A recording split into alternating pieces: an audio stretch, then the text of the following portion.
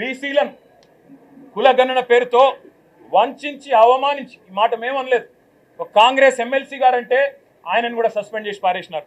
మీరు ఎట్లా తగ్గిస్తారయ్యా?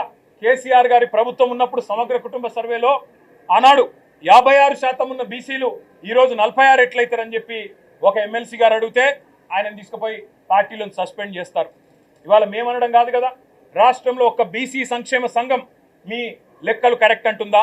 ఒక్క బీసీ బిడ్డ మీ లెక్కతో ఏకీభవిస్తున్నాడా? అదేవిధంగా మీ ఎమ్మెల్సీలు మీ ఎమ్మెల్యేలైనా కనీసం వాళ్ళైనా ఏకీభవించే పరిస్థితి ఉందా?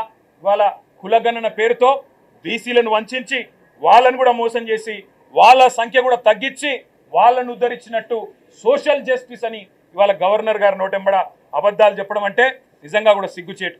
అదేవిధంగా కాంగ్రెస్ తల్లిని తీసుకొచ్చి రుద్ది, కాంగ్రెస్ తల్లిని సెక్రటేరియట్లో పెట్టి, రాహుల్ గాంధీ తండ్రిని సెక్రటేరియట్ ముందు పెట్టి అదేదో గొప్ప పని చేసినట్టు, తెలంగాణకు వాళ్ళేదో ఉద్ధరించినట్టు సిగ్గు లేకుండా మాట్లాడుతున్న ఈ ప్రభుత్వానికి నేను చెప్పేది ఒకటే, కాంగ్రెస్ తల్లిని రాహుల్ గాంధీ తండ్రిని మంచిగా భద్రంగా ప్యాక్ చేసి గాంధీ భవన్ పంపిస్తాం 3 ఏళ్ల తర్వాత, తప్పకుండా ఎక్కడ పెట్టుకోవాలో అక్కడ పెట్టుకోండి అని చెప్పి కూడా తెలియజేస్తూ, గవర్నర్ గారి ప్రసంగం ఈరోజు పూర్తి స్థాయిలో ప్రజలను వంచడమే కాకుండా, ప్రజలను మోసం చేయడమే కాకుండా గవర్నర్ గారి ప్రతిష్టను కూడా తగ్గించిందనే మాట కూడా నేను మీకు తెలియజేస్తా ఉన్నా. Thank you.